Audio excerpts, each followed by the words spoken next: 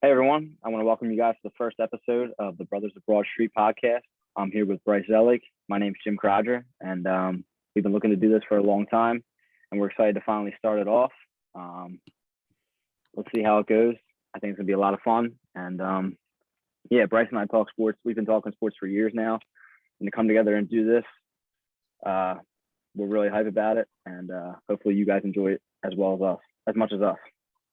Super excited to start this. Super excited. We've both been talking about it for a little bit. Glad to get it going. Looking forward to it big time. So we'll start off. One thing we're going to do each episode is start off with a trivia question. And in light of the 28th anniversary of the release of The Sandlot, I'm going to ask a trivia question all time. All time. I'm gonna ask a trivia question about the movie, and we'll release the answer at the end of the episode. That way you guys can pay attention to us. But during Benny's dream, Babe Ruth grabs a baseball card off the wall. He turns around to Benny and says, "I don't know why, kid, but can I have this?" The trivia question is, who's on that baseball card? Once again, that's a good one. Again, that's a great one. I saw that today. I was like, I got to ask it. That is so good. Oh, my God. That is so good. Once again, that answer will be posted at the end of this. And now to go into our first segment, we're going to talk about the Phillies and whether or not we trust or bust them. So, Bryce, if you want to start that off. I'm not going to lie. I'm completely bought into the Phillies. I'm completely bought into them. I'm putting all the chips in. I'm all in on the Phillies. It's been 9 years since they last went to the postseason. I think about that all the time. Not a day goes by where that doesn't hurt. Philadelphia as a city, I believe, is just way better when the Philadelphia Phillies are good. I grew up my whole childhood. They were like the one consistently good team all the time. And, watching them, I feel like they're getting it together. I feel like, it's coming around. I feel like I know it's early and I get that, but I feel like when they brought back JT, it hyped the whole team up. It felt like for once in the last 9 years, they were really actually trying to win. They weren't going to look to rebuild again, and they weren't looking to do that. They were all in. I feel like they definitely need to make some moves. I'm a big fan of him. I'm a big fan of Zach Eflin. I like him a lot. I'm not too thrilled about him being the third pitcher in the rotation. And Matt Moore, obviously, and Anderson. I don't know how I completely feel about those guys. The bullpen looks really solid so far. It's only up from last year, considering the fact that they were the absolute worst bullpen in baseball. Like they literally could only probably in the history. Yeah, but probably the history of baseball, even at the dead ball era, like that. They're absolutely were terrible in the bullpen. It cost us a ton of games. I felt like the last time I felt this good about the Phillies was right before McCutchen got hurt 2 years ago. I felt like that really brought them down. And I just feel like, there's a morale around the team. And what really brought me into the Phillies, this is going to sound crazy. I have a very strong opinion on Andrew Knapp. I think he's probably a top 5 worst baseball player I've ever seen play. He hit the first home run of the season for the Phillies. I'm bought in on him. I think this is the year to make I think they can make it to the playoffs. If they make a trade or two, maybe at the deadline, I believe this could be the year they make a little bit of run in the playoffs. I'm not getting ahead of myself because we're recording and this is a podcast. So now things that I say are going to come back. They're going to come back around. But you got to be careful with your words. You got to be careful. Yeah, definitely got to be careful. But I'm saying they're an underdog right now to make some noise in the playoffs. I'm not saying the word World Series. I'm not putting that out there. I'm not going to say anything about that, but I'm saying they can make a run. How do you feel about it? I totally agree with you on the Real Muto stance. Bringing him back was huge. I think this offseason, there was so much talk surrounding on how Middleton was going to handle the offseason, what we were going to do with Clentac. That left a lot of concerns. I know bringing in Dave Dombrowski immediately let the fan base know, listen, we're all in. And, he got Real Muto to come back. I thought that was huge. And the acquisitions he made for the bullpen. I think the addition, I know he let up a run today, but the addition of Archie Bradley was huge for the bullpen. His energy, him coming out. Big Twitter guy. Oh, he's huge. Him and Didi. Yeah, love the cartoons Didi post after the game. Don't know what's going on with him. Can't read Spanish, but I love him. Big fan of him. And Alvarado, I don't know if you remember this guy. Dude, do you remember J.C. Romero of that '08 Absolutely. bullpen. Absolutely. Alvarado's Romero, like that come in Yes, lefty, great, throws great. 98 to 100 and has that slider. If Alvarado can return to that form in 2019, I think he's gonna be an absolute stud. You An know, and absolute stud. you got to give it to him too for the other night when they were up 5-2. He, got the first two guys out and then let a guy on base. Then Francisco Lindor gets a hit. And, it starts to feel like the old Phillies, that game. Yeah. Felt like they were letting it slip, a huge lead and whatever. But Pete Alonso coming up, 2 years ago, broke the rookie home run record. The guy, can hit home runs. And, Yeah. he dialed it in. It got close to getting out, but he dialed it in and he closed it out. And it just was that was a game they shouldn't have won, but they won. And those are like big. It's big to start the season out like that rather than start the season out with losses like that. To lose a game like Dude, that would have been crucial in the beginning of the season. 100%. And it's funny you brought up that Alonso because so far this season, a lot of balls have been hit, like the one like Alonso, Harper, the Brace had a couple. Alonso, that ball's out in July. Absolutely, that's a home run. That's gone. I mean, that's long gone. I was watching that game in the national championship. Like I was out to eat with my dad and we were watching like both at the same time. I was obviously more locked into the Philadelphia Phillies. Of course, that might sound crazy, but I was locked in. And then off the bat, me and my dad both said, "Here we go." Like we thought it was out, but deja vu. Park. Yeah, I mean, that's just the type of thing like you expect from them over the last couple of years. And also, I didn't meant to mention it. Over those 9 years, we had iffy managers. Brian Sandberg was a horrible manager. Pete I Mackin. liked Pete, but like he wasn't great.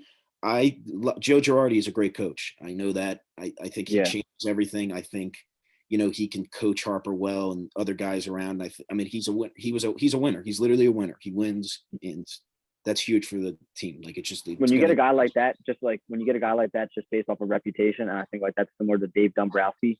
Like I think Klentak did a not bad job. Like he got people on some good deals, but I don't think he was willing to like officially buy into that win now mode. And then you bring in a guy like Dombrowski with that reputation of, listen, I'm coming in here, I'll trade the entire farm system if it means one ring. Girardi's like that same kind of way. He's here to win. He's not here to, he came out of retirement to this team. Another thing is what's so big about Remuto is that, everyone talks about Sixto Sanchez, the prospect we gave up, one of the number one guys in baseball. Bold take, I'm calling it now, bust. We traded him for Remuto. I'm calling it, throwing it out there. That's a big one. I know I'm on recording too. I'm throwing it out there. I think he's a bust, but like I think part of it, like it would have been huge. The fact that like we traded him for Remuto, and then obviously there was little side pieces thrown in, but that was the deal. It was Remuto for Sixto Sanchez. So the fact that if we would have given up Remuto, that would have been throwing away literally one of, if not the top pitching prospect at the time. Literally throwing him away and then getting nothing. For nothing. Yeah, and that would have killed the morale. I felt like Harper definitely would have wanted out if we didn't bring back Remuto. I felt like that was the biggest key in where they're at right now. I know it's early. I know it's this. I know it's that. But like Remuto is just a good guy to have on a baseball team. He's quiet. He's humble. He plays hard, and he's not a social media guy. He's just a family guy, and he's great for the team. And I think he's the reason why we're winning right now. He's leading the team in RBI. He's got 6 of them. It's early. Home run was huge today. Home run was massive. That was huge. I mean, I think I could talk about the guy all night. I really could. I mean, he's a great defensively. First night of the season, he had a great play at the plate. It was a great throw by Roman Quinn, but he was a great play at the plate. That was another game. Realmuto made that happen. Yeah, that's another game that easily could have slipped, and it's very hard. I feel like I know it's 162 games, whatever this and that, but dropping the first game of the season like that, like you felt like they should have won. Aaron Nola played great, but he made one mistake. Pablo Sandoval pulled a home run like out of nowhere. Yeah, it's just. But yeah, I mean, I feel like they're digging down. They're winning games that they would have lost the previous years. Like they're winning those games, those late games where you need that hit, get the ball in play and win, and don't make errors. And they're doing that currently. What was the game? Well, that big going on your point. I mean, Realmuto has been absolutely stud. I mean, I think, like you said, he just helps around the entire ball club. When you can get a guy that's the best at their position, both offensively and defensively, you got to bring him back. It doesn't matter. Like, there's no salary cap in baseball. Just write him a blank check. I mean, honestly, if that's what it takes, get him. Absolutely. Because, like the success that he's going to bring to the team is going to outweigh I that also paycheck that we're Phillies are giving him. he's also in the prime of his career. Like we would have given up Yeah. the best. I mean, one of, if not the best. I personally think the best. Whatever, I'm biased. I'm a huge Phillies fan, but I think he's the best all around catcher in baseball. And giving him up, letting him go for nothing. Yeah, that's not biased. Yeah, he is. In the prime would be probably one of the worst decisions they've made over the last 10 years. And they've made a lot of the bad decisions in the last 10 years, but that to me would have been one of the worst. Now, do you trust Eflin? You know what? Would you trust him, or would you think he's a bust? Eflin? Yeah, trust or bust? I'm trusting him. I felt like, he's been in the league for a little bit. He's made those mistakes. I feel like having a guy like not less Aaron Nola because he's young, but Zach Wheeler, who's experienced. He was a top pick. He knows what it takes to be. He's been great for the Phillies since we got him. I think he is a little bit. I think he is literally a 2.4 ERA or something, 2.04 ERA. He's a good guy to have. And I also Joe Girardi, just having a guy like that in there, I feel like can calm him down. I feel like he's more of a veteran now. Like he's been in the MLB. He's made plenty of mistakes. He's had plenty of opportunities. And I feel like he knows that he doesn't have any more room to make those mistakes. He's the third guy in the rotation for a team that's currently starting the season out hot. He knows that, he could do it. And also the Braves were ranked, I believe, the second best team coming into the season. I mean, he beat them. He pitched a great game. Shut him down. He gave up He gave up a home run to Travis, the catcher for them. Travis Darno. That guy, that's literally giving a home run up to just complete random. It wasn't even like it was Freddie Freeman or anybody. It was literally the most random dude ever. I feel like I'm trusting him. How do you feel about him? I trust him, but let's see how you feel. I was saying once again, it's so early. And yeah, I mean, we do have a little bit. I'm trying to take bias out of this about obviously being Philadelphia Phillies fans, but Nola, Wheeler, Eflin, in their first games, they looked mid-season form, and I've never seen that before out of any of them. They looked like you just said. Nola had one bad pitch the entire game. That was the Pablo Sandoval. One bad pitch that entire game. One bad pitch. Wheeler he had no mistakes whatsoever. Wheeler was perfect. Worked.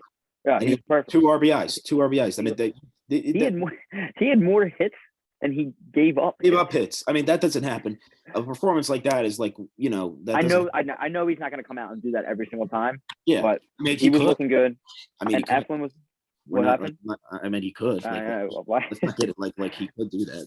Why not? But today, Nola did not have his stuff working, and he still found a way to, make sure the Phillies had the lead. Obviously, he was all over the place. I think he only lasted 5 innings today, and he found himself definitely behind in counts. But his ability to just battle, I remember there's runners on first and third, 2 outs. You have Michael Conforto up. I mean, that guy is an absolute stud. That guy. More times than not, he's getting a hit. Yeah, no doubt. More times than not, he's definitely getting. And he's been a Phillies killer. He has in his career. He's killed Phillies. Dude, in the one at bat, Nola was able to get him to pop up to Harper. Harper made a great throw at the plate to hold that runner at third. They ended up getting out of the inning.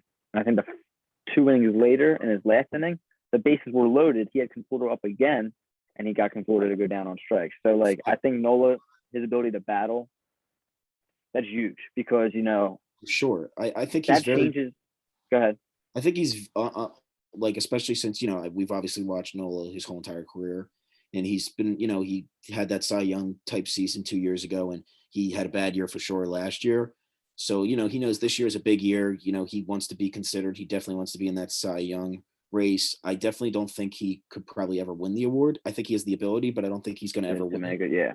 But especially, not in a league, not in a division that you have. He's not really much of he gets his strikeouts. He's not really a Verlander type guy. He's going to get ground balls. He's going to get guys out. He's going to go 7 innings, and he's going to get a winner. He's going to win. He's going to win out of 10 games. He can hopefully win 7.5, 8 games. And, that's what you got to hope for in a guy like that, to be your ace. I mean, he's definitely, I'm big on him. That's my one problem with, it's not a problem, but that's my one thing with this rotation is, I guess, what you said earlier. I mean, we grew up with those teams. Those teams were loaded. Not many times do you get a Cole Hamels or Roy Halladay or Cliff Lee. We had them all We in were the same spoiled. rotation. I We mean, were spoiled. our fourth starter was Oswald. So like to compare these And guys, Vance there's no Worley was the comparison fifth. at He was all. hot for a little bit. But He like was you hot for a said, little bit, that guy. who? Vance Worley. He was like the fifth guy in the rotation. He Vance was hot Willie. for. We had He was hot Blanton, for. Joe Blanton. Legend.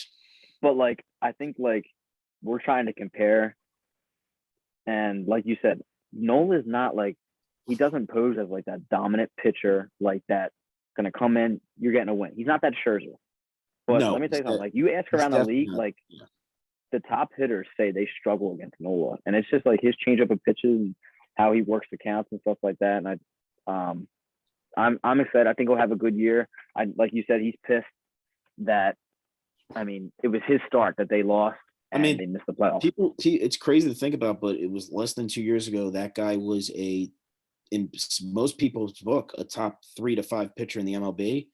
And now he's not even mentioned in that category. That for sure bothers him. That for sure, digs up, like he's not mentioned in, like, when people are, you go on MLB.com, you watch ESPN, whatever, this and that. He's not mentioned in that top guys. He's not with Scherzer, DeGrom, whatever. And that definitely bothers him. I feel like he's got the talent to be there, but he's definitely not like an exciting guy. I mean, Max Scherzer's crazy off the wall. He's got 2 different colored eyes, for God's sakes. Like, I mean, the guy's weird. But DeGrom had that flow for a while, whatever this, that. Nola's a very quiet, like, soft-spoken guy. He's just gonna try to win, and that's what I like about him. I'm a big fan of that, because we got Harper, and he does enough for the team too. He's the person. I'm interested to see what your answer is going to be on this one. Trust or bust, Rhys Hoskins. Okay, well, I mean, right. But I'll tell the viewers, I've definitely been a Rhys Hoskins hater. I'm not going to sit here. I'm not going to deny any claims.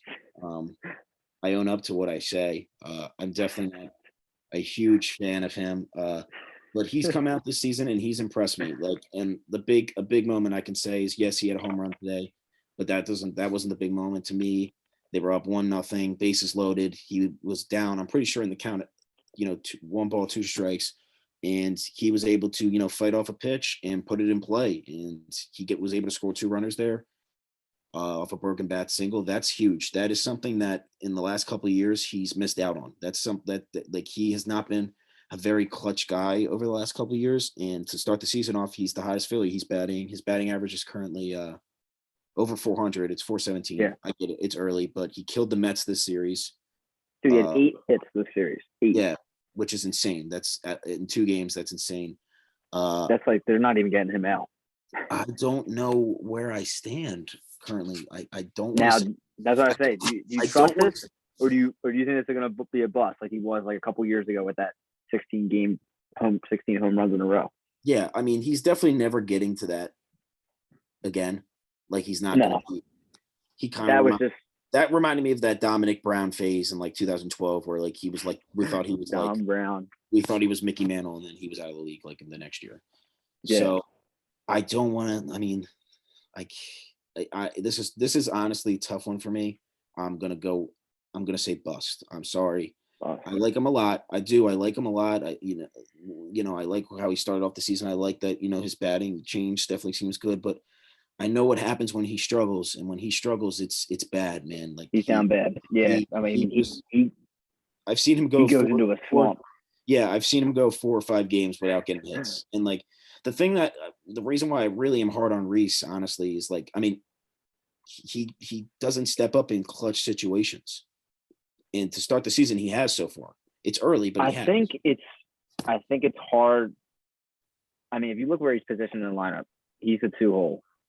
And as a 2-hole, your job is just to get on base. And when you look at him, that's all he does. Like, yeah, if he'll go into like those slumps where he's not hitting anything.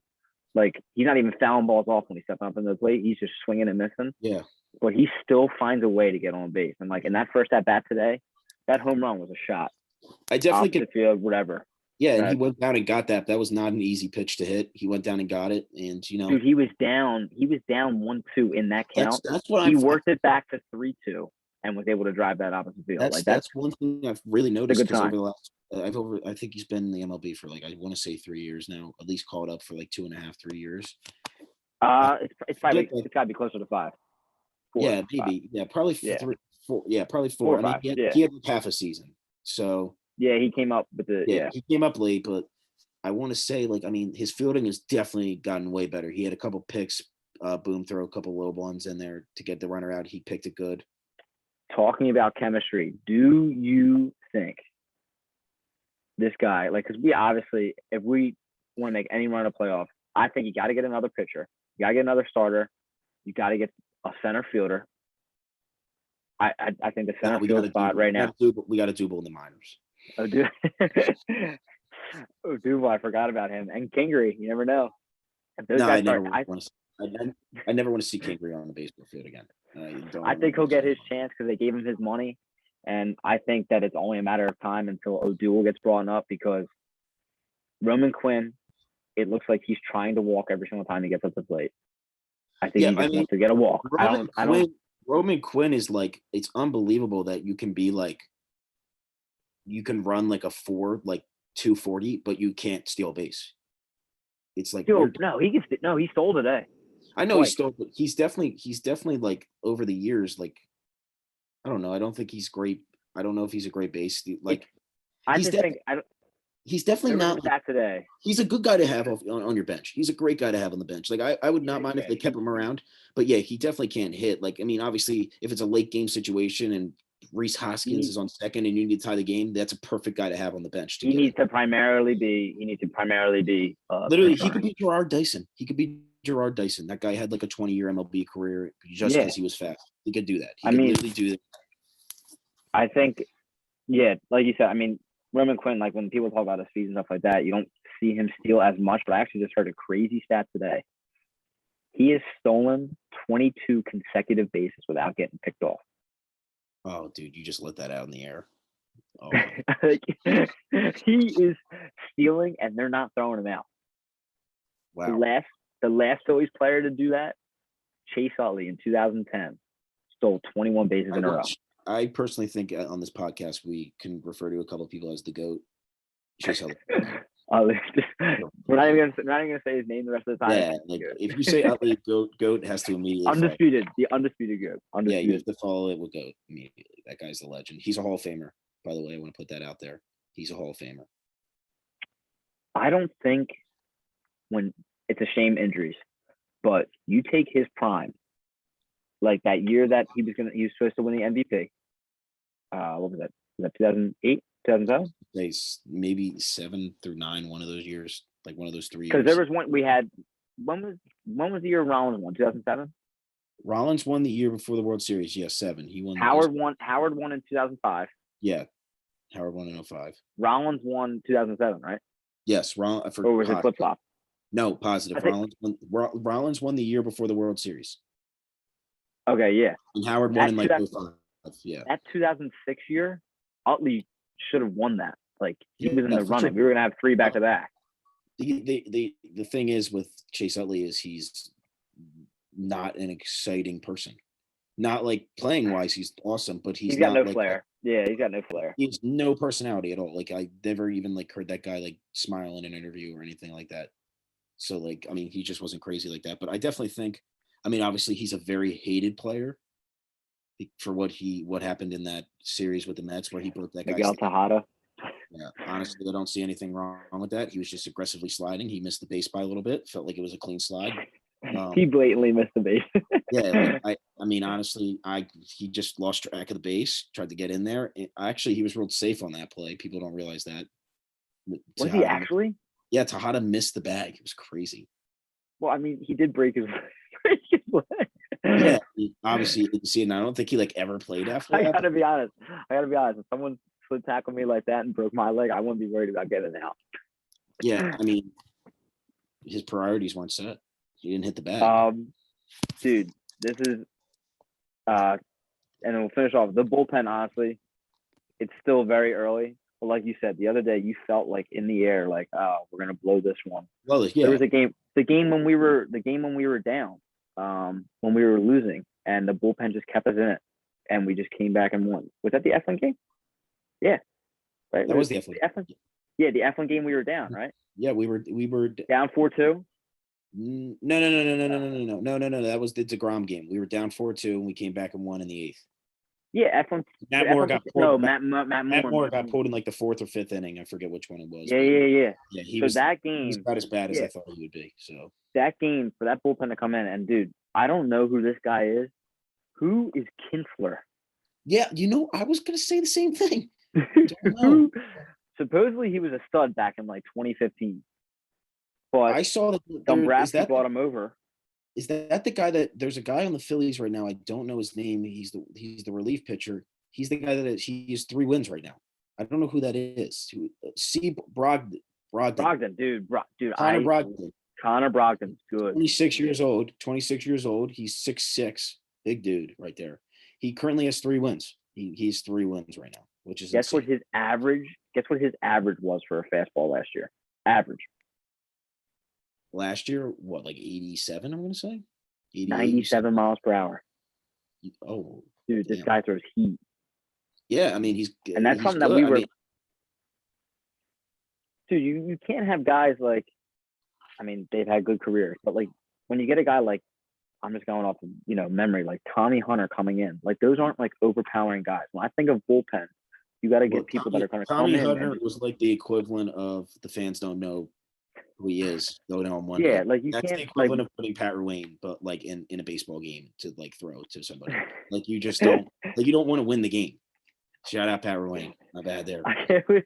You mentioned Pat Ruane. Yeah, had to throw him in there at some point. He was at the game today. Yeah, I know. That's why I was shocked they won. He's a mush, so I'm surprised they went off. No, he's a good luck charm. He's a good luck charm for us. Yeah, we're gonna have to keep him. But dude, yeah, like you get guys like Tommy Hunter, like Pat Neshek, like those guys are coming in, they're throwing 80 miles per hour. No team, like no team's gonna mind facing that. Like also just watching Tommy Hunter like sprint out to the mound is just it's just a rally killer. Like just watching that dude run out there is just it just all your hopes if you're fired up whatsoever, you're completely cooled off. Like he's coming in there and it's not going to be good. Like I'm just being honest. I know he's got that feeling. Yeah, that gut feeling. But dude, like for Kinsler to come in that game, 4-2, we're down. The bases are loaded. Kinsler came in and mowed him down. Like that right there is where, like, you're a Phillies fan last year and you're down 4-2. You're like, all right, team shot.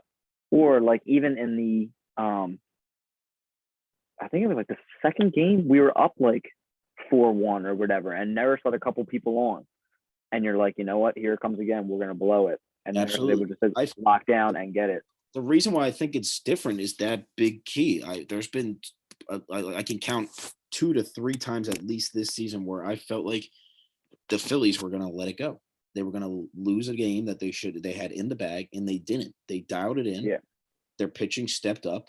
They made outs, whether they were pretty or not. They got them out, and they won games. And that's how you win in this. That's how you win in baseball. They're not always going to be pretty. They're not always going to be 8-1 games, 8-2 games. There's going to be those games where you're down going into this 8th inning. You pull a couple runs out of nowhere, and then your pitching needs to step up. And when you're up, I've always never felt comfortable with the Phillies having a 1 to 2 run lead going into like the top 9th, bottom 9th ever, because they just don't get it done. And now it looks like early, granted, very, very, very early. It's so early, but I don't know. The mindset just seems different. I think Girardi's really got them believing in themselves.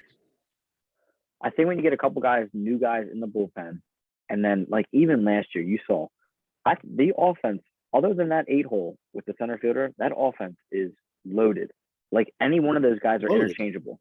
Any one of those guys could bat, lead off, 3-hole, clean up. Like any one of those guys could be moved around. I mean, he's not anymore, but McCutcheon's an MVP. He's an MVP of the league. He's been around a long time. Like he knows the game of baseball. Like, he's not half of what he was, but he takes a lot of pitches. He puts the ball in play. Maybe he gets hot. He's not now. Probably not, but maybe he's on the back end. Yeah, definitely heavily on the back end. I think in any game, like obviously, granted, we're not getting blown out, but as long as that bullpen keeps us in it, that's always offense at any point in time. Could string together a couple of hits and put some on the board. The only little concern I have is I feel like Girardi still is up in the air on who he wants to be the closer. Like I feel like it's Neris. I think it should be Neris. I'm a big fan of him. I always have. He was like that lone bright spot coming out of the bullpen for probably like 5 seasons. but he put in Alvarado the other night against the Mets where he almost blew it. He did. That's So because Neris needed an off day. I was wondering that too. yeah, that was but like closers don't get off days. Mariano Rivera Trevor Hoffman, they didn't get off days. They like do now with the new rules or something. Because MLB updated those new rules. You can't have you can only pitch a certain amount of innings when you need a certain amount of off days. Well, that's a horrible rule. I'm not a fan of that. That's why. I will be That's why sending like today a people are letter into questioning. the MLB. Today, a long, lengthy, heartfelt letter. I mean, they're definitely going to throw it immediately in the trash, but I'm going to keep sending it. So. Neris, and people were wondering today in an 8-2 ball game, why you bringing in your closer? We're off tomorrow, and then you get the Braves coming in on Friday. So Neris will be able to. I think he only pitched one inning. You get one inning, one day off. He's good to go. Another thing I know about the Philadelphia Phillies: a lead is never safe. You could be up 10 runs going into the last inning. They could blow it. Yeah, I mean, dude, get the win. Get the win. Yeah, that's what, dude. I was thinking the same thing too when I saw on Twitter, like people wondering, like, why is he in? Why is he in? Girardi this year, he's not taking any chances when it comes to the bullpen. Like, if he's available, throw your best guy. Especially against division rivals. This division is going to be close this year. Loaded. The Mets are supposed to have a great season. The Braves are supposed to be one of, if not the best teams in baseball. The Marlins are probably going to be bad, but they had a good year last year, and the Nationals are supposed to be good. This is a tight division. A lot of teams think they can win. They can go far. So winning games against division rivals, whether you're up 8-2 and you need to put in your best closing pitcher to get 4 outs, then do it. Yeah, 100%. I mean, it's different. We're 5-1. You can drop. I mean, obviously, you never want to, but you can drop a game to like the Oakland Athletics and stuff. You don't want to drop games to the Mets and the Braves that you can win. No, because I mean that's going to come down to haunt you at the end of the season. We have the first 12 games of the season are against divisional opponents. Yeah, like I think it might be the first 16. No, I think it's first 12. Like if you could come away with like 8 wins. Like, I mean, we have 5 already. So, I mean, we could 9. come away with 11. We could come away with 12. Yeah, it's not crazy. No. But yeah, I mean, you got to start strong. And my point is, my dad and my uncle and whatever have been making fun of me. I'm like, Phillies, undefeated, starting the season are hot, and they're like, whatever, it's early, whatever this. But my point making is that you'd rather start hot than start cold. Especially to a team like the Braves or the Mets. You gotta get momentum going. Yeah. Yeah. To be in 5-1 is way better to be 1-5. I would be pissed right now. I would hate the team if they were 1-5 right now. I'd be pissed. Yeah. I mean, the one thing that I'm a little bit nervous of is kind of reminding me, I know I think we're a lot better as a team, but in 2019, this team started out real hot. Real hot. First place. Everything was going well. Kutch gets hurt. That killed it. That and it went downhill. Now I'm not saying I hope no one gets injured or anything like that. We didn't have Realmuto then. I don't think we didn't have a couple. Did we have Realmuto then? Yeah, that was the first year we got all those guys. I'm saying, and we were good. We started out hot because I mean, Hoskins is known to have been going early hot streaks. Realmuto, Harper is always hot in the month of April. But that's why I'm a little bit nervous. I think this team will continue it. But once again, it's early, so I just want to make sure, that they're able to continue that success because they do have a good team. And at any point, I think our lineup's one of the best in the MLB. That's why, that's honestly why I have a lot of faith in them. I mean, I think, McCutchen at 1, Reese at 2, Harper at 3. We have Segura batting 7. He's a 300 career hitter. I was going to say he's a great player. So. So last trust or bust, and I know your answer already on this one. All right. I mean, I hope. Vince Velasquez, Vinny Velo, trust or bust. Oh man, I'm not gonna lie. I've always been a big fan of him. I don't know why.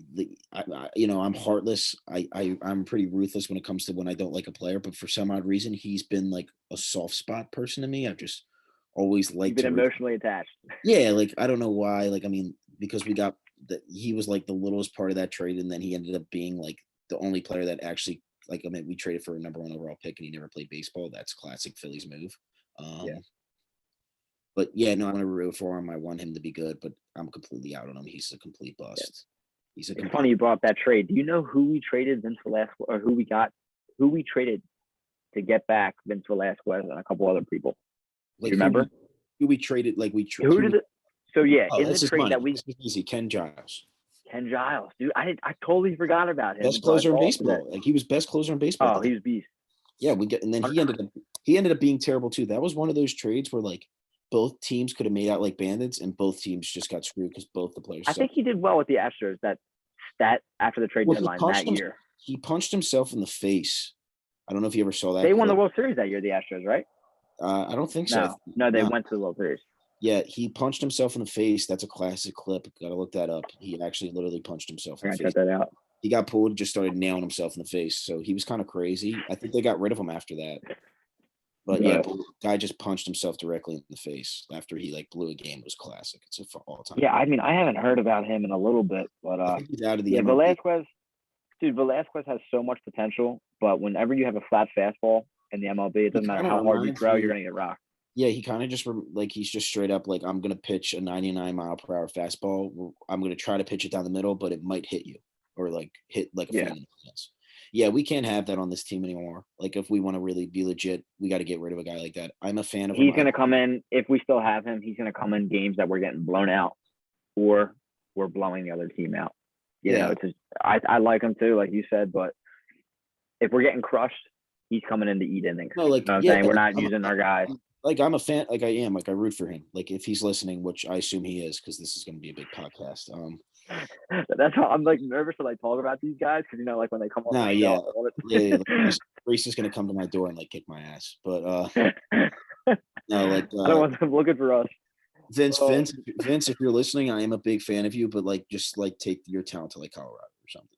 So. He's got to find some movement. The second he finds movement, he's going to be good. Yeah, I think he's got potential. I just don't think it's with the Phillies anymore. I think his time is up. Change of scenery. Yeah, definitely for sure.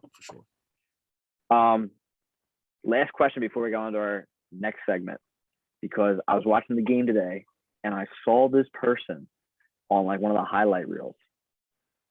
Dude, where has Matt Stairs been? Dude, he's a broadcaster for the Phillies.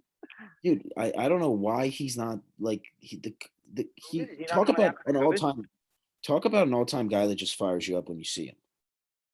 Dude, I loved we had the triple threat. We had McCarthy, Kruk, and Stairs. Those guys were good together. That's like LeBron, Bosch, and Wade. No, better than that. Better. Yeah.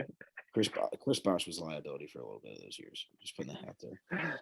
But Matt Stairs with all-time forgotten home run in MLB, not Philly history, but MLB history. That's an all-time home run. Dude, that's my header on Twitter. Yeah, I mean that home run I think landed. So. But yeah, dude, I saw him today. Like in one of the highlights, they were like catching a home run. I'm like, where has he been? I guess he's not coming out because of COVID, or I don't know if the Phillies canceled his contract. Dude, I mean, it's kind of a bummer. Also, off topic, but Murph is gone too. Is he gone? Yeah, he's gone, dude. They got rid of him this year. Dude, yeah, this was the last year his contract was up, and they just didn't bring him back. And the guy is a legend. Are you being serious, or like are they? No, I'm serious. I'm serious. I saw some TikToks, and it was like it's not the same without him. And I was like, it was him, and I was like, there's no way he's not back, and he's not back. And I guess now that I realized it, I have not noticed it. Right, I haven't noticed it right away. But I was wondering it the other day because he's usually coming up with like injury updates. Murphy, like whatever he does. He usually was wearing those tight polos. Like, I mean, I was wondering if he's not down the field, everything with COVID going on, if he didn't want to be like close to the fans. I don't know. I thought he was just doing his job somewhere else. The Remuto contract was too expensive. They had to cut some pieces out. They had to dial back a little bit. Yeah, unload, lay off. Some people got to go, but I mean, yeah, that's a bummer not having him around. If he's listening, which I assume he is, I'm a big fan. Definitely is. Yeah, 100%. Big fan of you, man. Hope you're doing good. All right, on to our next segment. This is big. This is big for you. Eye on the Eagles. Who we got? Who's your eye on this upcoming draft? Okay, so I've been hearing some rumors. I've been hearing different things. I also want to give my statement on the trade. I absolutely love the trade because the Eagles are in full-blown rebuild mode. I know that's hard for a lot of people to accept, but we're in a rebuild, and rather than being a 5-year rebuild, a trade like that can make it a possible maybe 2 to 3 year rebuild. You get a first-round draft pick next year from Miami. For Miami could be bad next year. They could be a bad football team. They're supposed to be good. Young. They're young, and they're talented. But I mean, it all depends on Tua, who I am completely fine with saying I think Tua is a humongous bust. I thought that from I the think he's a moment bust. he got drafted. I think he's a bust. He's a huge bust. He's a lefty quarterback. They tend to struggle. He's small. He's injury prone. He's not very quick. He's short. I don't know if I said that. And he's also a little bit on the heavier side. I know he put on a little bit of weight, like good weight, but I'm not a fan of him. He's a good athlete. But I just don't see. And I don't. Bama quarterback, they don't do well, man. Dude, I just not say that. It's not Tua. Alabama well. quarterbacks, they do not do well in the NFL, and that's why I'm not trying to cut you off or anything like that. Like, dude, the hype surrounding Mac Jones, where's it coming from? It's a system quarterback. Those guys are system quarterbacks. All right, well, we disagree there. I like Mac Jones. No, I like him. Dude, no, you don't. No, I do. I like him. Wow, really? Why? I'm not at like a third, not like a top 3 pick. Absolutely not. Absolutely. Dude, I saw a recent mock draft. Granted, CBS, not like the McShays or the Kuipers. CBS has Jones going 3rd overall. 3rd, yeah, I heard Shanahan likes him. What concerns me though is that I saw a picture of him shirtless after the national championship game, and that guy looks like he's never seen a weight room. That's a concern to me. Like Tom Brady. Like no, worse. Like he's just like fat. Like Tom Brady was at least like thin. Mac Jones is fat. If he's but you like Mac Jones if Mac Jones is listening, I'm a fan of you. I think you'll be solid NFL in the NFL if you get to a good team. You're fat though. You need to lose weight. You need to get in shape. I disagree with you there. Your chest looks like you've never seen a bench before. You need to get on that. So I just don't. I don't. I don't see Alabama quarterbacks just don't do well in the league. And Mac Jones, from what I saw of him, I think that any quarterback could have been in there with the talent they had surrounding Mac Jones. Like the team that Mac Jones is going to go to, most likely, 49ers are loaded. They just need a quarterback, and I think they're going to be a very good team. But I don't know if he's going to. If he goes to the Niners, I think there's a couple teams that he has to go to where he would be solid. I think one of them is the certain team. Yeah, it's just like with anybody. You got to go to certain teams. I liked him a lot. I liked him a lot for Carolina, but they just made the trade for Darnold, so obviously they're not looking to get a quarterback. But I like him in New England. I like him in. I like him. Yeah. I think Mac Jones, if he goes to the Niners, he'll be good. Yeah, because they have a lot of offensive weapons behind him. Shanahan's a great loaded. Coach. Shanahan's and Shanahan's good, but he's an upgrade from Garoppolo for sure. Garoppolo's horrible. But you gotta think Mac Jones. It's the same thing with all the other. He had Devontae Smith, Jalen Waddle, before he got hurt, and then that one game, and Najee Harris. Those guys are studs. Studs, yeah. He didn't. So it makes it a lot easier on Mac Jones to throw a couple short passes. I also saw another stat though, and whether it's short passes or not, I think he had through the first 15 games of the season 7 incomplete passes. That's ridiculous. That's crazy. It's hard to do. Insane. Some of his stats are ridiculous. Someone was saying, I didn't even take a look at it. Dude, supposedly he had better stats than Burrow did last year. Yeah, no, Mac Jones was insane. The issue is he's just not he wasn't the exciting guy on that Bama team. He was maybe the 4th or 5th exciting guy on that team. He was number 2, I think, or 3 in Heisman, but he was never. Yeah, you're thinking of Alabama. You're thinking of the top guys. Smith, it was Harris. Smith. Yeah. Waddle. Yeah, you don't think of him. Dude, one thing that you just said, I'm kind of still on the fence about the Eagles trade. Right now, I don't like it simply because Howie Roseman is awful at drafting. And dude, you could give him I think if you give him 10 first-round draft picks, 9 of them are going to be busts.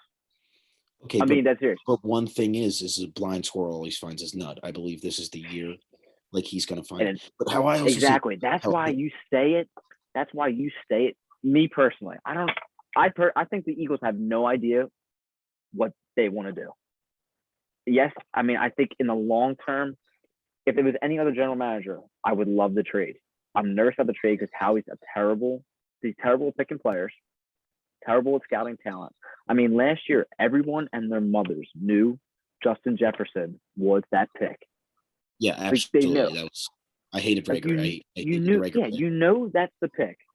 Pick him, dude. You can get Rager in the second round. Nobody was picking Rager in the first round. I have nothing against Rager. I like him. I think he'll have not a bad career, No, I hate but Rager. he's not a first round talent.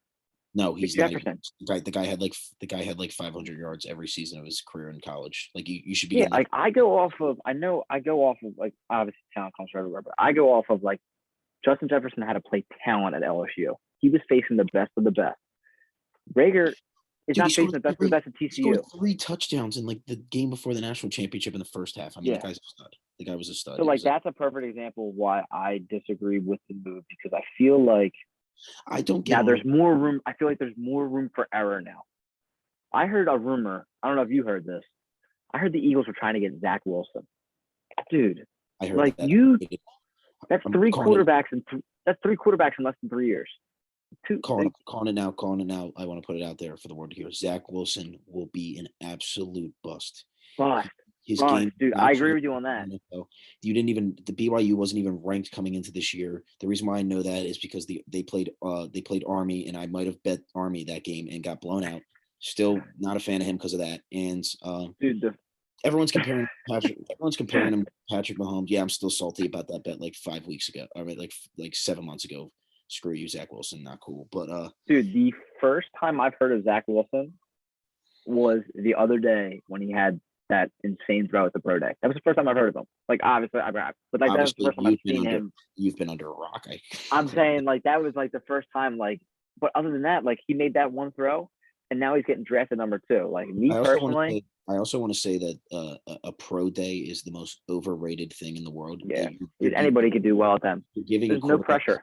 You're giving a quarterback zero time. I mean, all day in the pocket, no pass rush, no pads, no nothing to just throw the ball and have a guy go catch it. It's the most overrated. It's like a training day in the summer, like those guys do. Like you're just going out there throwing the ball around.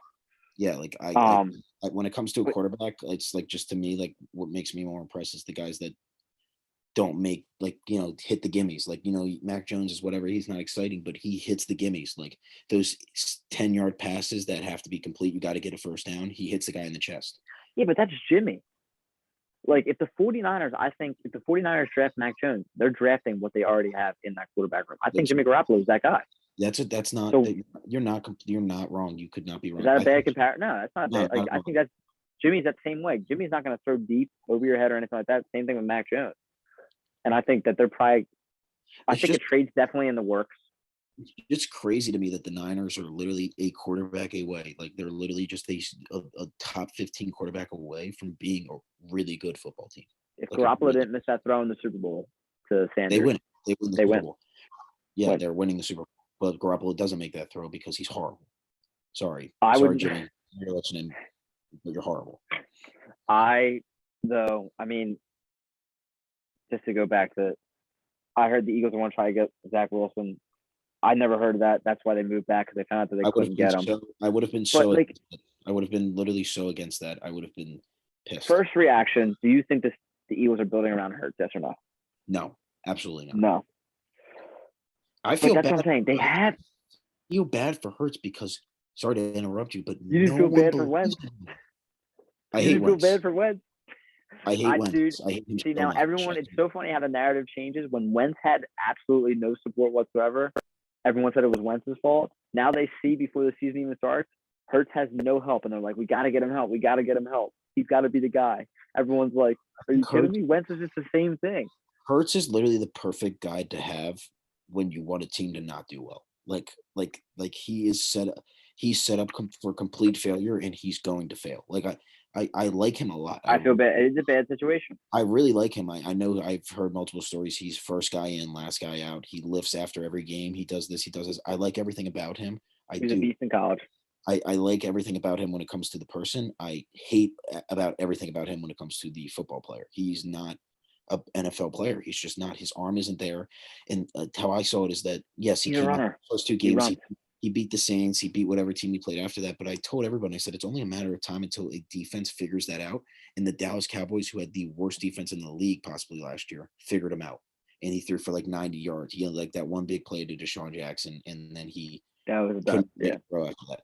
I mean, I like him. If Jalen just for this year, as it looks like Jalen Hurts is going to be the guy because I don't think the Eagles are making a trade for the quarterback this year. I think Jalen Hurts is the guy. Why would you not, just for not just him, any quarterback that you're going to have in the future? You had a number 6 pick. Every draft expert is saying that this guy's going to fall to number 6. Why do you not sit at 6 and draft Kyle Pitts? He's the best player in the draft. I'll tell you why. I think. I'll tell you why right now. And you're not wrong. Kyle Pitts is probably the best when it doesn't come to a quarterback, he's probably the best quarterback in the draft, no doubt. He's proven it. Does Kyle Pitts change a 4-win team into like an 8 to 10 win team? Absolutely not. You can argue with me, you can say what you want, but what he might help the team win 1 or 2 more games. I get it. He's good. He's going to be really good in the NFL. He's solid. He's fast. He's a little. I agree, but you're not. But I don't think the Eagles are getting that kind of guy in this draft anyway. I don't think they're getting a foundational piece.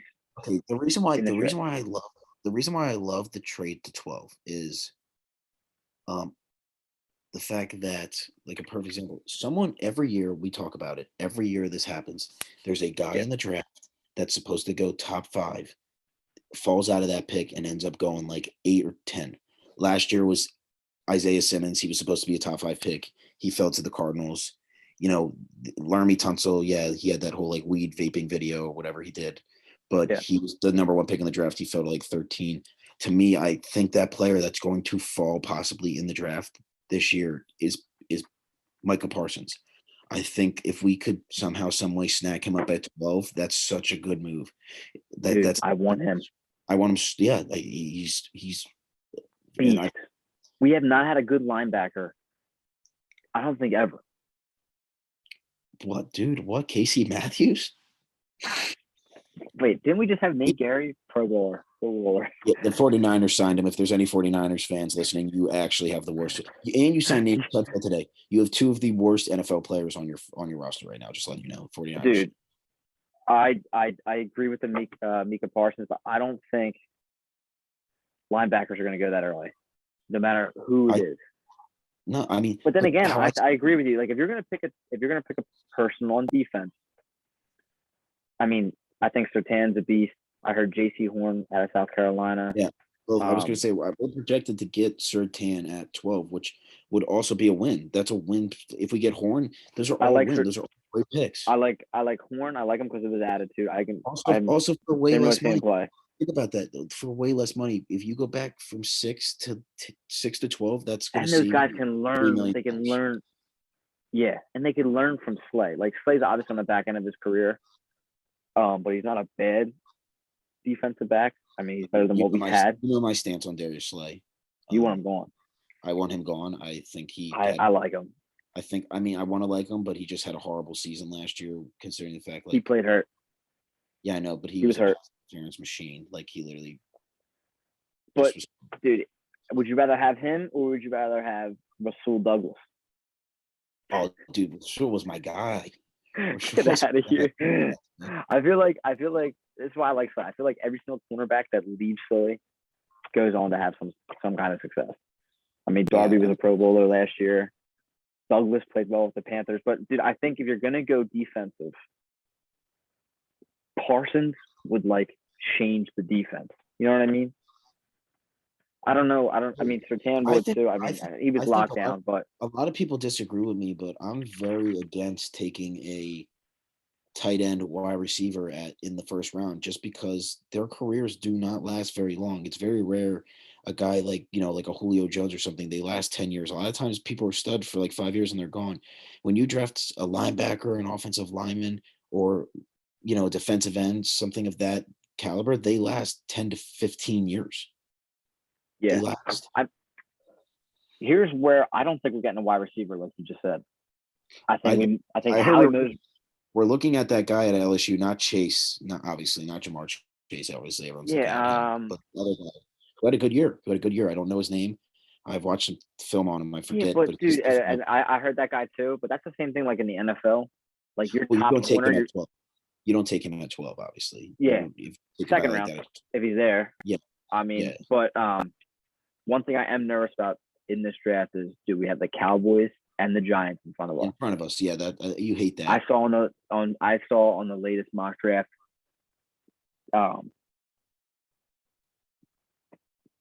people have the Giants taking Devontae Smith. That would be trouble. I think if the Giants, not that you counteract a move in the draft, you pick the best available player. Howie Roseman doesn't do that. He tries to strategize, whatever. But I think if there was a time to strategize, it would be that. Like if the Giants take Devontae Smith, they're loaded on the offensive side of the ball. Because now they got Galladay, Smith, Shepard. Who's their tight end? Ingram. He sucks. Ingram.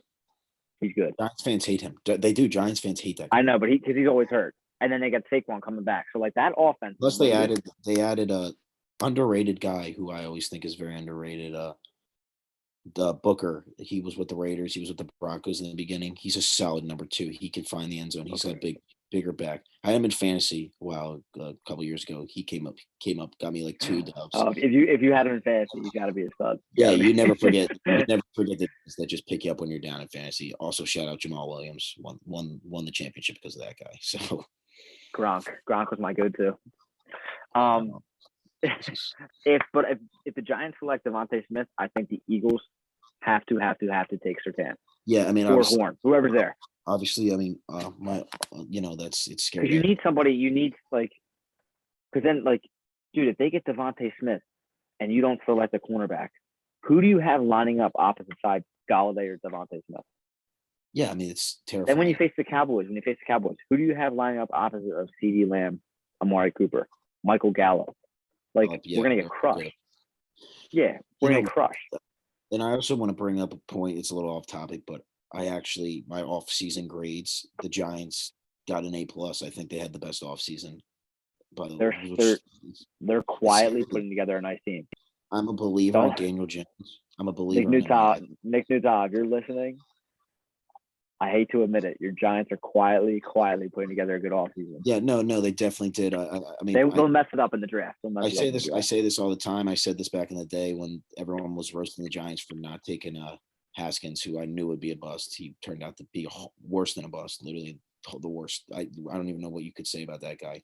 I'm a big believer in Daniel Jones. Ooh, that leads is a good question. I know he's had 2 bad, one rookie season. He had a great year last year, but I think this is the year he turns it up a gear.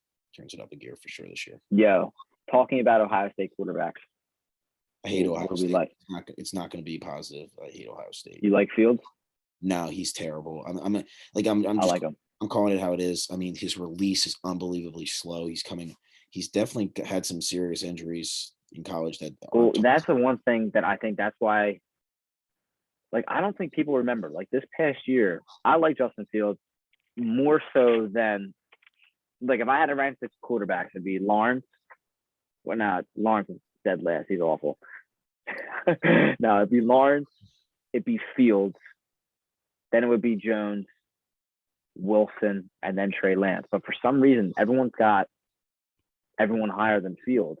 I think people forget that Fields threw. I actually think touchdowns. It's wild to think about, but you know how you always think it's rare. I think Zach Wilson's a bust. You think Zach Wilson's a bust. Everyone thinks he's a stud. I think Justin Fields is a bust, but literally 8 out of 10 people think he's a bust. It's kind of crazy to think about. Dude, I like him. I think he's good. I think in the right system, and you could say with any quarterback, but I think he'd be good in that 49ers system. No, yeah, I think short he passes. He doesn't have to throw it long. But another thing I say, and everyone talks about it, he killed it on the 40. He ran a 4.2. Yeah, he ran a 4. You don't need that for quarterback. Yeah, your quarterback running around. You don't want it. Trust me. I mean, our quarterback ran around and tore his ACL, and the last I've seen him.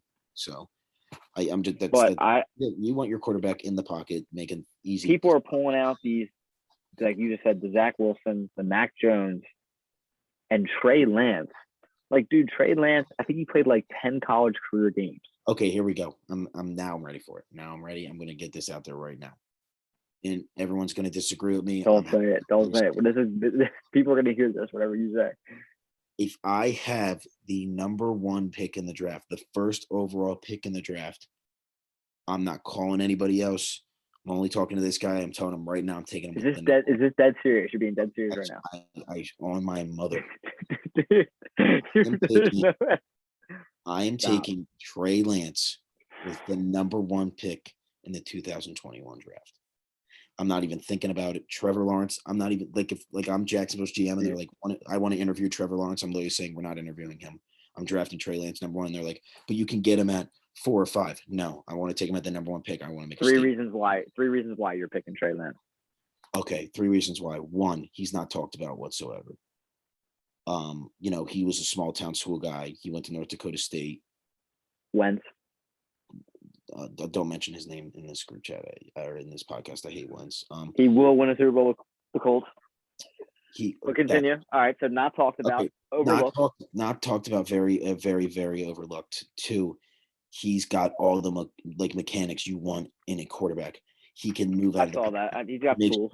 He makes great throws. I mean, he's a big boy. I mean, I just like him a lot. I watched his pro day. I watched his highlights. He can move those. And a lot of times those guys that go to smaller schools, they make big impacts in the NFL. I mean, Joe Flacco is a perfect example of that. He went to Delaware, not a big name, not a big time school when it comes to football. And he on the Eagles now. Yeah. On the Eagles. Yeah, but that's my point. I know that sounds crazy. I also said I don't want to say he's a bust, but I don't think Trevor Lawrence is going to be the next great thing in the NFL. I just don't see it. I don't see it at all. I don't think he played phenomenal in his last 2 years of college. I know that sounds crazy, but after the first year, he killed it. The second year, he was okay. They almost lost to North Carolina that time. He was last year kind of sucked because of COVID. But I think Trevor Lawrence is I'm trying to remember let's just say I'm trying to remember a time that before the draft even started, you knew who was getting drafted first overall. Was it Peyton Manning? I mean, Burrow was pretty unanimous last year. I would have taken. I mean, I know everyone's like, Bryce, what you say? Yeah, but Burrow. I knew Herbert was going to be a stud. The guy is literally built for the NFL. He was built to be in the NFL. He's everything you'd want. Yeah, he's gonna be good. But dude, I think. No, definitely. This is the first. I don't. Matt Stafford was Andrew Luck was pretty locked for the number 1 pick. Andrew Luck. Oh yeah, Andrew Luck. He was locked. But dude, I don't think Trevor Lawrence's success is going to be based off of how he does as a player. I personally think the transition from college to football to NFL is going to be huge on Urban Meyer. I feel like if he's able to make a nice transition, that's the absolute worst person to have. You gotta give Trevor Lawrence an experienced coach in the NFL, not somebody. Urban Meyer. Urban Meyer's is a psychopath. He might go missing after week 4. He's out of his mind. That guy. I don't think Urban Meyer. He's a very good coach, obviously, but I don't think he's going in blind to the NFL with Trevor Lawrence. They don't know what to expect. There's another guy that uses as a perfect example. I don't know if you've ever heard of him. His name is Nick Saban. He's probably the greatest college quarterback. I mean, the greatest college football coach of all time. He went to the Miami Dolphins and absolutely did terrible there, and then ran back to the NFL. And I also want to mention another guy who I'm only going to say his name this one time. I refuse to say this name. I haven't said it in about 5 years, but his name was Chip Kelly. He also came to the NFL, blew up a forgot about him, and then ran back to the college football. These college football coaches, they don't do well in the NFL. Don't do well. Pete Carroll's done well, obviously.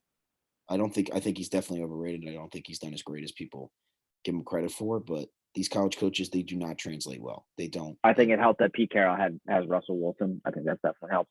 But yeah, that's the thing. I don't think Trevor Lawrence. I think he's very good.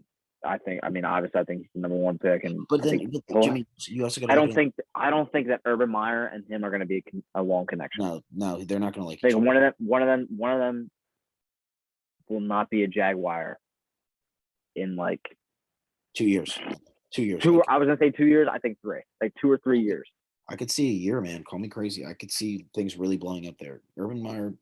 There's high expectations. His breakups end bad. His breakups end bad. They do not he doesn't leave he didn't leave Florida on good terms, and he didn't leave Ohio State on good terms either. So I don't know. And also I want to say it's going to be very difficult for Trevor Lawrence to win. A team like the Jacksonville Jaguars are always built for losing seasons. They're not. their fans are completely okay with like a 6-win season. They don't really, they're not They like, had that one year when the defense was loaded. yeah, that was just an accident. Like, I mean, they're completely complacent with being a mediocre franchise. If any Jaguars fans are listening, you're probably never going to win a Super Bowl. Sorry. So So you are taking the Trey Lance 12th pick. You're number taking. one pick for the Jaguars. No, I'm saying And with the 12th pick for the Eagles, you're taking Parsons. Because If I was he's- thought I was going to be crazy about it. McShay's got Parsons. I would love that. Well, that's the ideal situation if we can get Micah Parsons. That's the ideal situation. But how I see it is, I think the first 3 picks of the draft are going to be quarterback. Atlanta's looking to trade out of their spot. Justin Fields and Mac Jones are going to go within those. You think Atlanta's going to trade out of their spot? That's what I've been hearing. I mean, I don't think I saw that in the mock draft today. I also heard they're looking to trade Matt Ryan. I've heard Matt Ryan to Denver. I think the Falcons should get a quarterback. I think now's the time for them to get a quarterback. Yeah, I think Matt Ryan's obviously he's done. He's done his time in Atlanta. He's going to go off, to a different team. His career ended when he lost that Super Bowl. Yeah, but I think you keep Matt Ryan this year. You draft a quarterback, kind of like what the Packers are trying to do with Aaron Rodgers, Jordan Love, but Rodgers is still an MVP. Yeah, that Matt Ryan's not even close to that. But I'm saying you bring in a quarterback, Matt Ryan, kind of shows him the ways, and then you send Matt Ryan off. Matt Ryan's definitely a good guy to have to help a quarterback out. He's definitely a good guy to have to develop a quarterback. He's a good guy to he could be there for another year, maybe 2 years, and then that guy comes in. Help him out, and then and then maybe trade Matt Ryan to a team to get a chance for a ring or whatever. But I'm just calling it how it is. If the Falcons draft Kyle Pitts at 4, are they going to win? Are they going to be a crazy good playoff team? No, they're not. Atlanta, and I saw the Falcons, and I saw he not get drafted by the Falcons. The Falcons take a quarterback, dude. Now if he goes to the Bengals, if Kyle Pitts goes to the Bengals, that's a combination to look out for. Burrow and Pitts. But I'm the Bengals. I'm the Bengals. I'm taking the offensive lineman Piao Suau. I hope I pronounced it right. Penny Sewell. Yeah, I'm taking him. You need to protect the franchise. Burrow just tore his ACL, and he's an older guy. Burrow is older, but Burrow's older than Lamar Jackson. He's older than a lot of guys in the. I'm pretty sure he's older than Kyler Murray. I know he's older than Sam Darnold. Burrow is not a young guy. Is he older than Sam Darnold? He's older than Sam Darnold. I know that for a fact. Look it up. Yep, you're not going to trust me, but how do you feel about that trade? I like it for both teams. I'm not a Darnold guy. Do you think he's the quarterback in Carolina, or do you think they draft the quarterback? No, they're not drafting a quarterback this year. I like the move. I think the Jets love the move. They're able to get a couple picks in a 2nd-round pick next year for a guy that is coming off bad years and doesn't look. I was not high on Sam Darnold at all. I remember that draft. I thought he was bad, but I also did think the 2nd best quarterback in that draft was Josh Rosen. Is he still in the league? He is currently on the. I want to say he's not on the 49ers anymore. I think he might be a free agent. So he was on the Cardinals. He got traded to Miami, right? Yeah, and then he sucked there. Fitzy took the job. He got cut. Niners picked him up at the end of last year. He was he was on the Buccaneers practice squad, then got picked up by the Niners. Better watch out for Washington. They got Fitzmagic down there now. That defense is loaded. Who do you think will end on that? I think. So you think the Eagles are taking Parsons?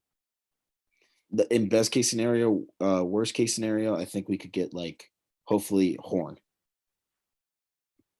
I don't think Surtain's going to be there. I think the Cowboys might take him.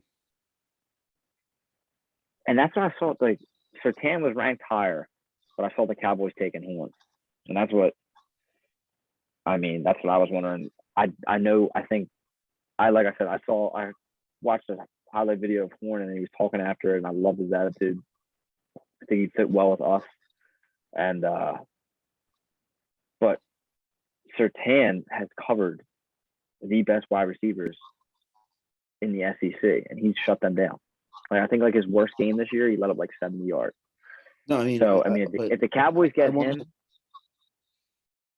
I think if the Cowboys get him and the Giants get Devontae Smith, I think the Eagles that trade. I don't think that trade works out well for us. No, it's a horrible trade. I agree. But at the same time, though, you'll see next year when this time comes around and we have possibly three first-round draft picks if one stays healthy. That's 3 first round.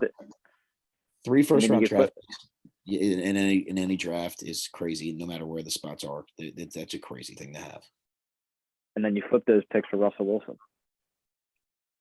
I don't think they'll do that, but I mean, I would yeah, yeah, they but will. also another thing that people aren't talking about is the Eagles currently are set up to have the most draft picks this year, next year, and possibly the year after. Plus, They got 11 this year.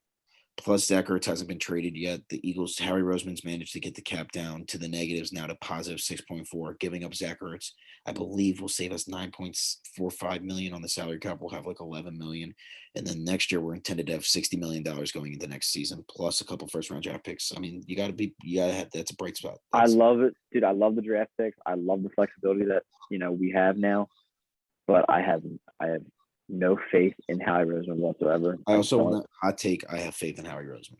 I back Howie Roseman. I think I'm the only Eagles fan in the country that backs Howie Roseman. I want to put that out there too. I'm letting a lot of things fly. I'm gonna have some major. I'm like not ready for them. You should let me know beforehand before we start Trey recording this. Lance is my first overall pick. I'm a believer in Howie Roseman, and I'm whatchamacallit. I'm in on Zach Eiffel. So I thought, when the rumors were going around when we had 6, they were saying we were going to draft Trey Lance. I'm thinking like Howie Roseman would 100% do that. Trade Wentz, who just came from the same school. Say Hurts is your quarterback, and then draft a quarterback from North Jersey. I just want to talk to Howie Roseman for like 12 hours, and I will. I think I can pick his brain. I think I can convince him to draft Trey Lance, but it's probably not going to happen. Yeah, I think we're going defense. I think just the way. I don't think a Devontae Smith, a Jalen Waddle, a Jamar Chase are going to be there at all. Oh wait, I meant to say this. I had a dream about a month ago that the Eagles took Jalen Waddle in the first round, and I've kind of been picking at the back of my brain. I would take. I wouldn't be mad. I would not be mad. Would you rather have Waddle or Surtain? That's tough. I rather have Surtain. Surtain. Yeah, I'd rather have Surtain. Yeah, I think defense is a bigger. Another fun fact is did you know the last time the Eagles had the 12th overall pick, who did they take? Do you know this answer? I'm curious. Give me a year. No, that just gives away. 12th overall pick. Who they chose last with the 12th overall pick? Dude, I saw this too, and I'm trying to think of it, and I can't. Wow. Who is it? Fletcher Cox. I don't know if you ever heard of him. Fletcher Cox. Yeah, I saw that. Probably our last good. I saw that. I remember. So. Beast. Yeah. Well, hopefully this pick works out well. But yeah, on to our final segment. Bryce's best bets. Triple B. Big baller brand. That's right, babe. What do you got? What do you got? I also you better be right. I mean, the people watching. I want to make a quick statement. I am currently 10-1 to start the MLB season. I haven't actually really bet any of it, which on is your record on the line. I'm putting it out there. I know people aren't going to believe that. If like Alex Viscount hears this, he's going to say that's getting BS. cocky. We got to bring Viscount on the show. Oh, for sure. I want to say I've got two picks for tomorrow, and then I got a pick for the weekend. When it comes to the Masters, big pick. First off, I want to say I like the New York Mets tomorrow. They're playing the Marlins. The Marlins don't have a pitcher. They're currently undecided. They don't know who's going to pitch tomorrow, so I like that. They literally have no pitcher lined up for tomorrow? Yeah, it's currently undecided. So I got to like a team that doesn't even know who's going to pitch for them tomorrow. Like that. Big fan of that. So you're just taking Mets straight up in that game tomorrow? Mets straight. Oh, always money line with baseball. Never given any. All right, so you got Mets money line. Mets money line, and I'm also going to go. I've been riding this team. I've been riding them heavy so far. The Minnesota Twins. They're like, I had my college football team. I always have a team that I always pick. Marshall was that team this year in college football. The Twins are going to be the team in baseball. Dude, do the Twins still have Sanu? Yes, they do. They do still have him. Sanu? What's his name? Sanu. Yeah, Sanu. I think is how you pronounce it. They got Jose Perez on the mound tomorrow. He's good. He's like their young prospect. Twins play who? The Twins play the Seattle Mariners. They've got Marco Gonzalez, who has currently a 7.5 ERA. He gave up 8 hits in 6 innings, had 2 strikeouts, and gave up 3 home runs. Jose Barrios is 1-0. He has a 0 ERA. He went 6 innings, gave up 0 hits, and had 12 strikeouts. So I like him coming in tomorrow. I like the Minnesota Twins, and I also want to give my Twins, Mets. All right. big pick. Obviously, this is like a little risky. I pick him every single time. He's my favorite golfer. I'm picking Matt Wolff to win the Masters. I currently have a bet out Matt there. Wolff. It's Matt Wolff. He's 21 years old. I bet him to win the Open. He came in second place. That was like getting stabbed in the heart. That bet would have paid like $1,000, but I bet him $25 to win 3,200 and like something bucks. He's got great value. His value is actually gone down. People, I guess, are betting him, which I don't like. Not a fan of that. But That's not good. That's my sleeper bet. I also like to put a little bit of money on. I'm just putting money on Matt Wolff. I'm confident. I'm pretty much banking on winning that $3,000 this weekend. We shall see. Your count on it. I also like Xander Schauffele. I always like him. I like Victor Hovland a lot. He's good. And I always pick like a top 5 guy, Justin Thomas. John Rahm just had a kid. He's a little sleeper, he might win it for the kid. But yeah. Yeah, I know a couple of people that got John Rahm for this weekend. Yeah, I'm excited to watch it. Who do you think? Who's your little sleeper?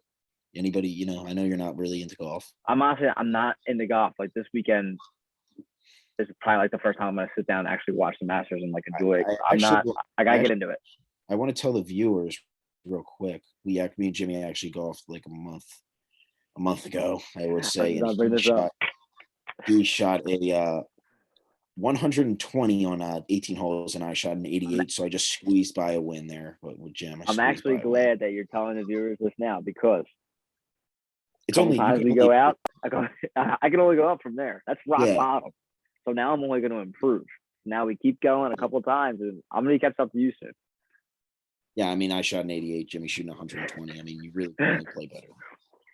But yeah, I mean, we'll stream it the next time we go out. We'll add a little. Yeah, pressure. no, we'll definitely let the fans know you're currently sitting to beat me in a match. You're currently sitting at plus 4,000, I'd say. Yeah, I'll take down some pointers this weekend, stuff like that. I might try to get out. I know the weather's getting nicer. For sure. No, you got. Definitely gonna try to get out and stuff like that. But yeah, it is true for you guys listening. Bryce did beat me up pretty good, but we only get better. Only way to go up. Yeah, from rock bottom. So you can only literally get better. You can only literally get better from there. Yeah, I mean, that was probably my first time out a little bit, but it was a lot of fun. Dude, it was like there was good weather when we went. Oh no, for sure. I gotta also say, for the first podcast, I had some very bold takes. When I look back at this, I'm gonna question, because let me tell you something. But no, I'm gonna look like a genius because Trey Lance is going to be one of the best quarterbacks. If you get this Trey Lance thing right, there's not a doubt in my mind that New England's gonna be calling you for the GM job. Oh yeah, no, I'm also looking to be, obviously I'm looking to take over my dad's uniform business. Shout out Action Uniforms. But like, if the GM job comes calling, I wouldn't be opposed. I won't be the GM though for the. No, I take that back. I'd be the GM for them. I'm not going to say the team, but I would. You probably could, but I'd probably be their GM. So. But yeah, dude, Bryce, thanks for taking the time out of your day. I was really excited to get this going. This is awesome. This is dude, next up. Big Cat. We gotta keep it going for you guys. I'm just saying. We gotta keep it going. But for everyone who's listening, thank you. First episode of the Brothers of Broad Street done. Bryce, you got any last hot takes? I'm always best bets. I mean, I gave you 2 great picks. I gave them your all. Yeah, I mean the Marlins play. I'd put like a 3.5 units on that, and then fucking what was I gonna say? The Twins bet. I think that's a 5-unit play. That's a max play for Bryce. Love the Twins tomorrow. Love them. But also, I want to end it off. Thank you everyone for listening. And also, go Birds. Always go Birds. Go Birds. Definitely.